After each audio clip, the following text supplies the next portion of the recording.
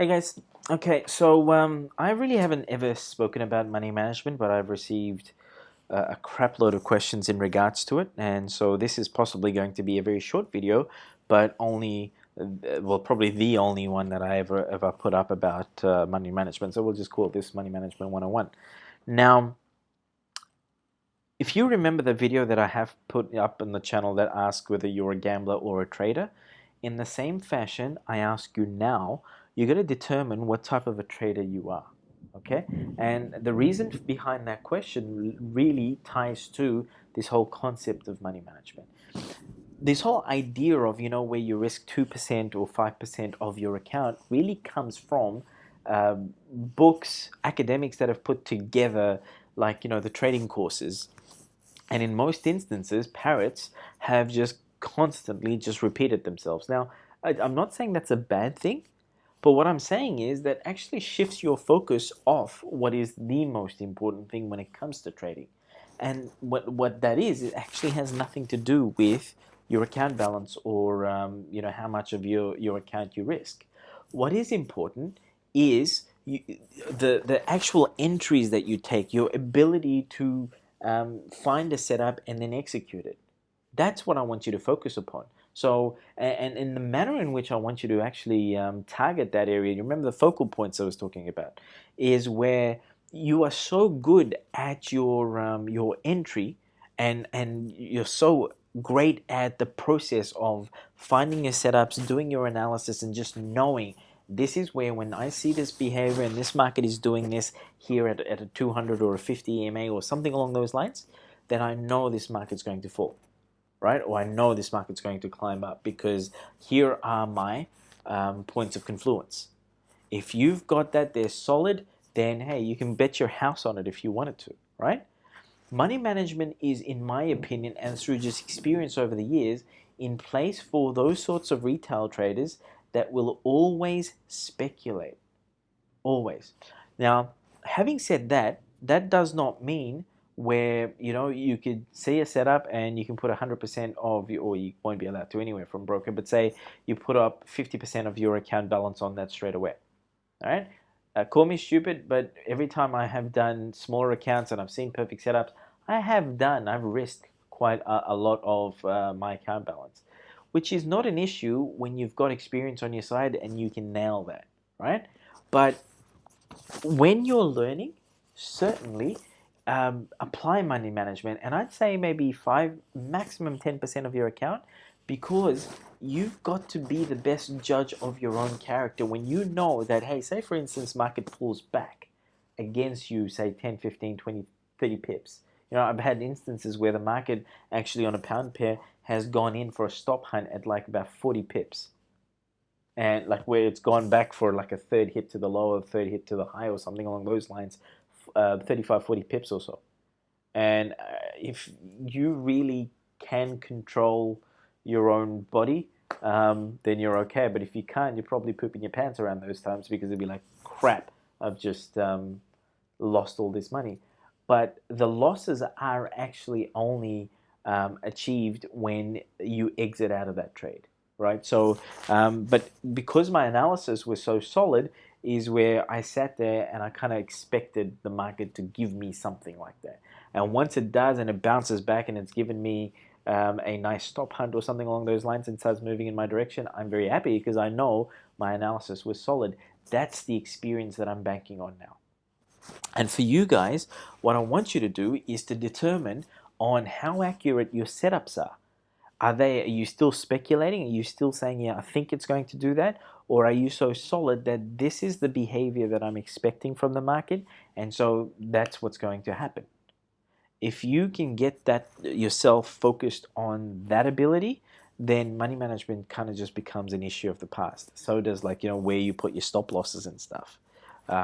So first thing, determine what type of trader you are, and then that ties in with what the hell is it that you're doing. And what I mean by that is that when you come into trading, you've got your focus off, and for pretty much 99.9% of the people, the initial focus is on making money, because the money is going to result in freedom and walking away from your day job, better life for your family. That's all good and well. But remember, the focus here is something different. This isn't like a standard job. Okay, the market is not something that you can control. It's all we're trying to do is we're trying to read it. We're trying to put our finger on the pulse. So in that case, you got to figure out what is it that you're doing, and if you yourself are your worst enemy, whether you're trigger happy and you want to jump in early, or you've always got that itch to trade, that sort of stuff, that just says to me you don't have full control over your own mental faculties. And that's where, that's why I'm advocating things like meditation, quiet time. Just take 10 minutes out of your day, sit somewhere by yourself and just be quiet, or connecting with nature, or doing the black square meditation, or chanting the Shri mantra, or something. Just come up with something that allows you to take better control over your own mind and your own self. And once you're able to do that, then you come back into this. And when you know what it is that you're doing, and an example would be when you know that there is this setup and that setup that you really like doing, and that's all you trade, and you have particular times of the day when you're scanning the markets and you see the exact same setup and the market do exactly what it is that you're expecting it to do, and you're in and out for 20, 30, how many ever pips, a couple of times a week. If you can master that consistency and kind of know, if I'm seeing this, I know this is going to happen, then with that, money management becomes a thing of the past. It just basically means your focus is on collecting those pips. There are times when I was training and when I fell in love with the process is where I would look at how much money was made after the fact.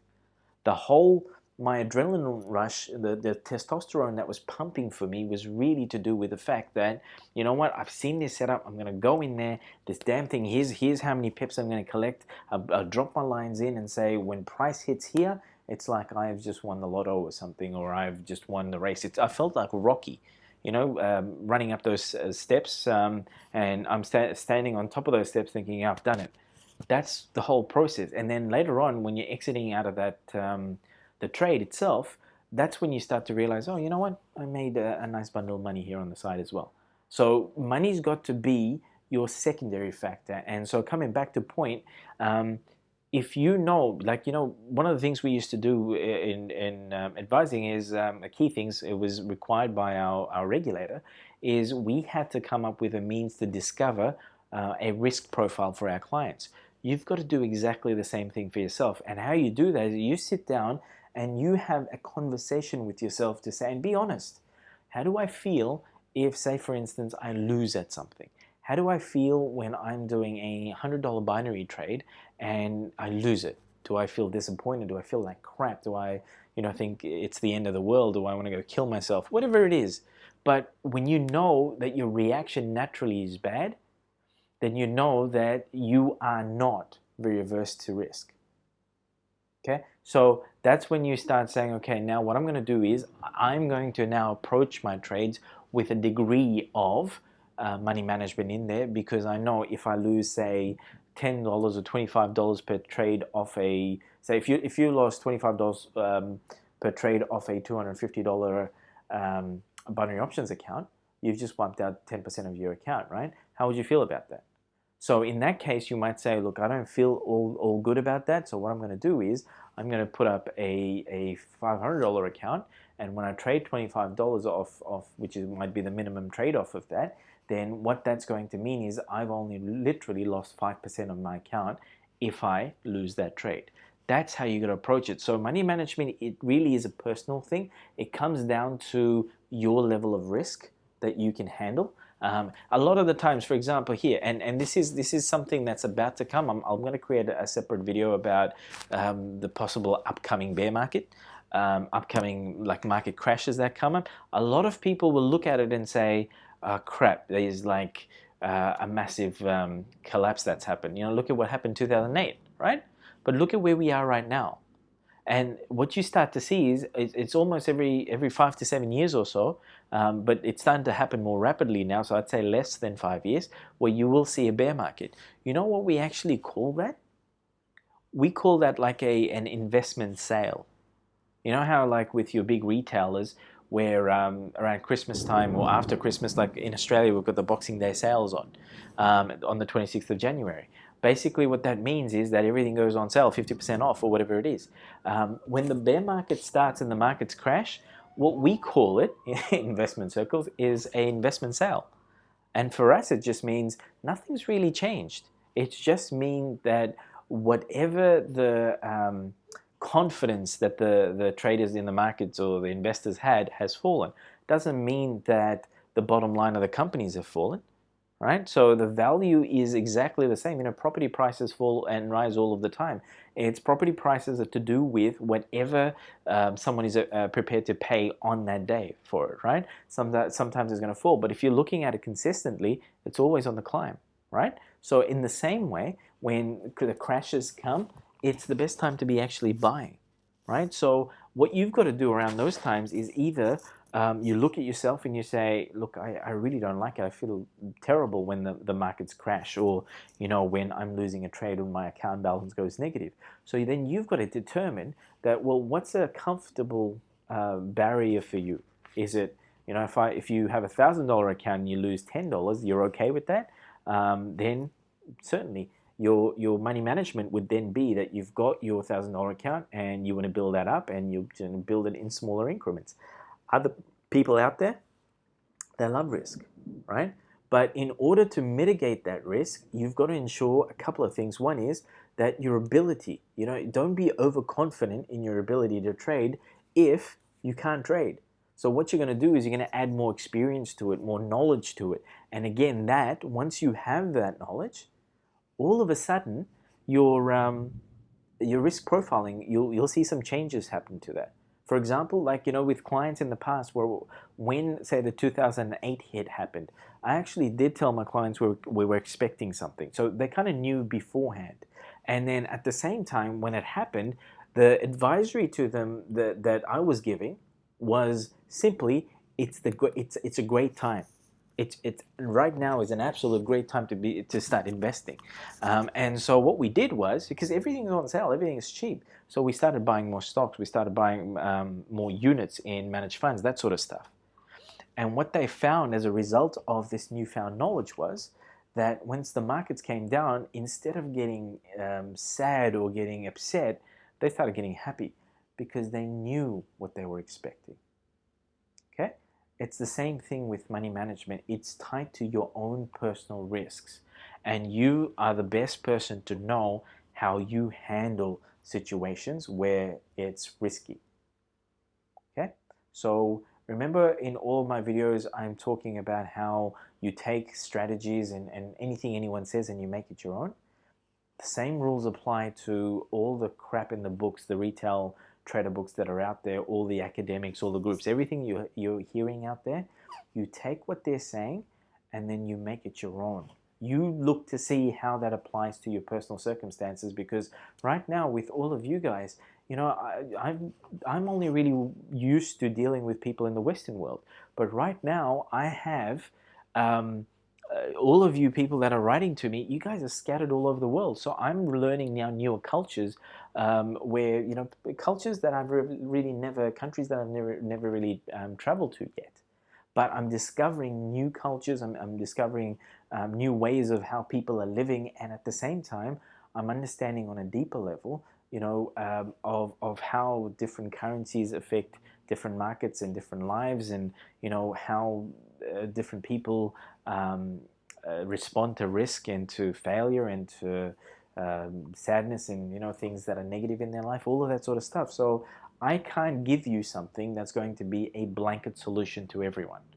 So all I can say to you is try and make all of this your own. So again, sit down and have a conversation with yourself to figure out what is it about risk and how is it about risk that you kind of react, right? So God, my English is starting to get terrible now. And the last thing, again, once you've done all of that, I want you to reassess where your focus is at.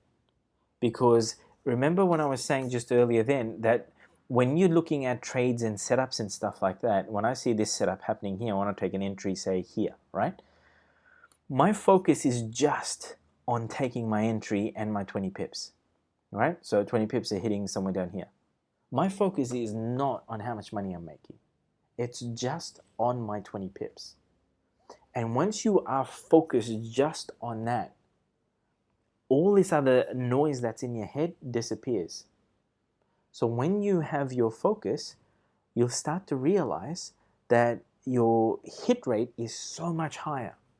And when your hit rate is just that much higher, then this whole stress about money management and stuff starts to disappear. And at that point in time, you could possibly put a higher percentage of your account balance onto a trade, right?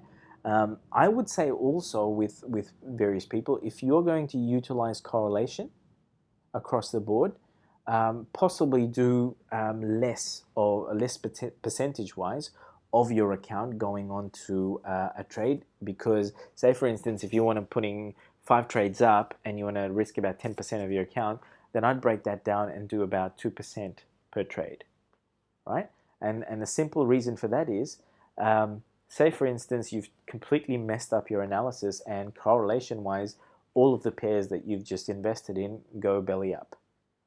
If you were to do, say, 5% on each of them and then ends up being 25% of your account and you lose that, you're screwed. But if you've already factored in 10%, that's not a problem.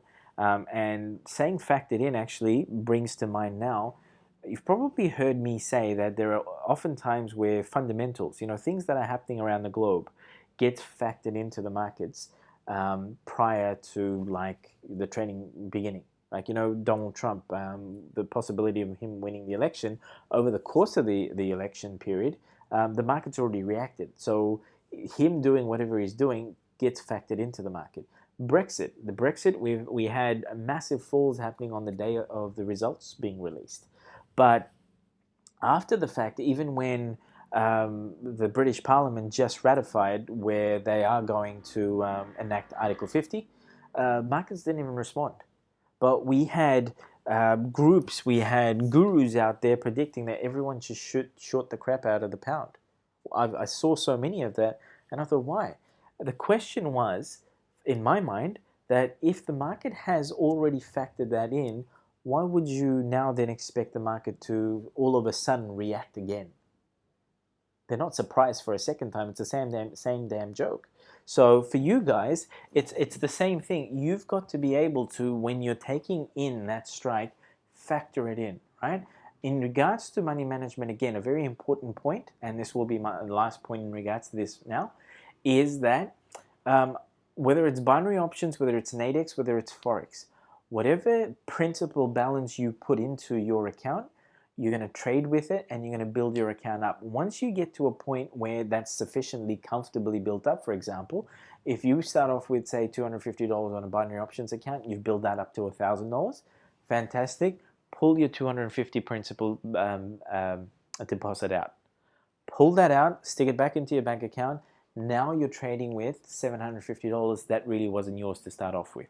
That is just your profits.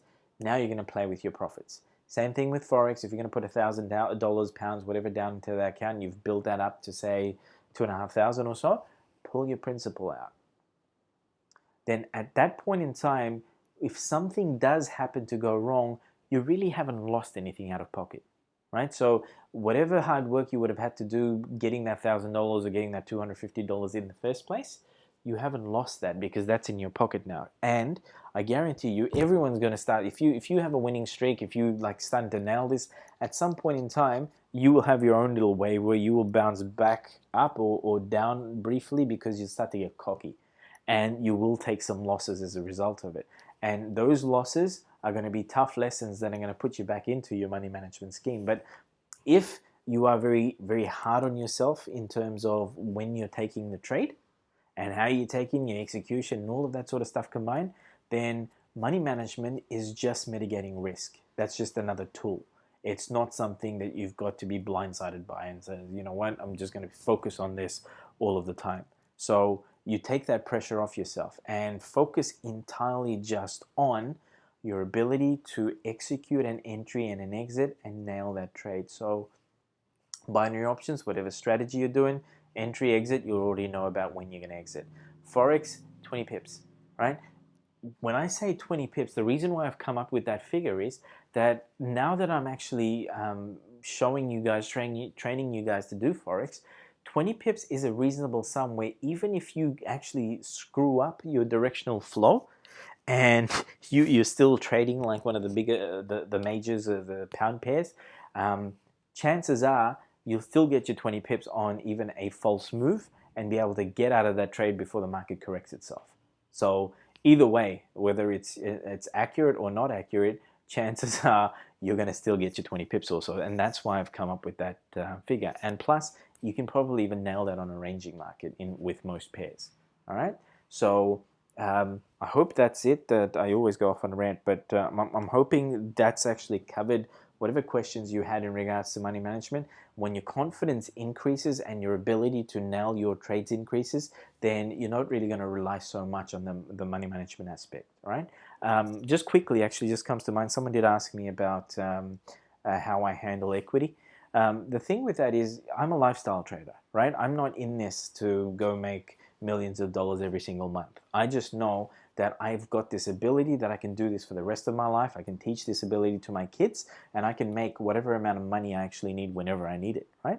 So once you've got that confidence, what you do is you don't have too much money in your account. You just hold a certain amount which will allow you to trade a certain number of lots. I don't keep increasing lots all of the time. Most of the time, I will just stick to about 10, 5 or 10 lots, right? Nice round figure. Sure, I could do 25 lots or 30 lots or whatever it is if I wanted to. I really don't feel like it most of the time, right? So I will just stick with my 10. I'll be in and out in whatever number of pips I need to collect, and that's it. And most of the time, I will just take a regular amount out from each of my brokers monthly. And that's it. That's all I do. What I do, I cycle those brokers as well.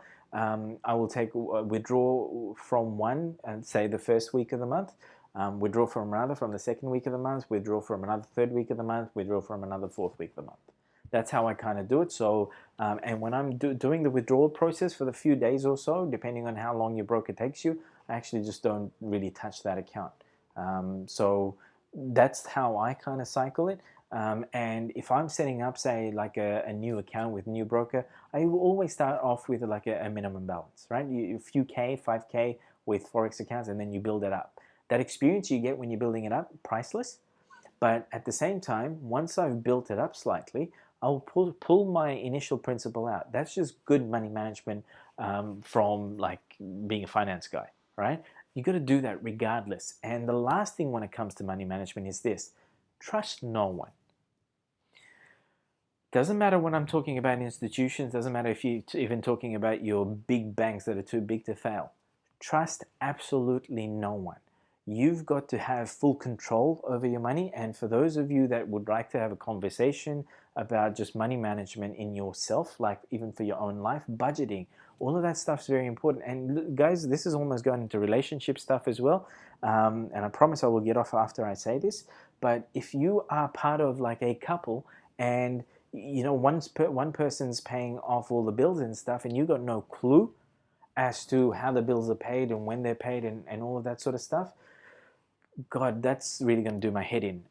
You need to, doesn't matter how much you love your partner and stuff, do things together, but I'd say get down on a monthly basis, sit down and have a conversation and get to know how exactly bills are paid, because both of you should be able to know how to do this and have a budget for yourselves. It will change your life. You have a budget for how much money you've got to blow at the end of the month and what bills you've got to pay and all that sort of stuff. It'll be more focused. And in the same way, coming back here, if you've got a budget, if you put $1,000 down and you say, this is how I'm going to trade it, this is the sort of percentage return I want on my money at the end of the month, because you could put that $1,000 in a bank account and it would be what, 0 point something percent for that month. So if you stick it up in a binary or a Forex account, chances are you could probably get yourself, even $100 return that month. You've just made 10%. So if you kind of know figures in your head, you know what, I can go hit this 10% every month and forget about compounding and stuff like that. I really don't bother about it, but you can if you want. I compound with my managed funds. All right, I don't compound with stocks. I don't compound with Forex. I compound with managed funds because it's just, for me, it's lifestyle. that's my focus. My lifestyle right now is my focus, which is also a reason why I don't run any groups or do any all that sort of stuff, because hell, I enjoy my freedom. All right, guys. Okay, so that's Money Management 101. That's all I got to say on this matter. If you guys have any more specific questions about it, then pop questions under this video and I'll answer them. But this is how I want you to approach it. It's entirely based on experience, you controlling your mind, and then your confidence in being able to execute your trades. So the better you are at picking those trades, the less you need to worry about all this sort of stuff. All right, bye.